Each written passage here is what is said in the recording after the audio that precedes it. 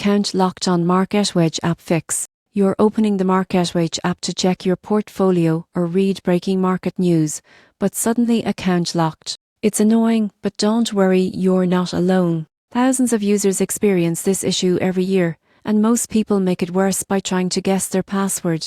Here's how to unlock your MarketWatch account quickly and safely. The most common cause is too many failed login attempts. MarketWatch security system automatically locks your account to protect it from unauthorized access. The first thing you should do is click Forgot Password on the login page. Enter your registered email address and check your inbox for the password reset link. Follow that link, set a new password, and try logging in again. If you don't get the reset email within a few minutes, check your spam or junk folder. Make sure you're using the same email you used when signing up for MarketWatch. Sometimes, it can take a few minutes for the email to arrive, so be patient. If your account was locked for other reasons, such as suspicious activity or access from a new device, MarketWatch will send you an email asking for verification. Click the link in that message to confirm your identity and unlock your account. Still locked out? Contact MarketWatch support through their website. Provide your full name,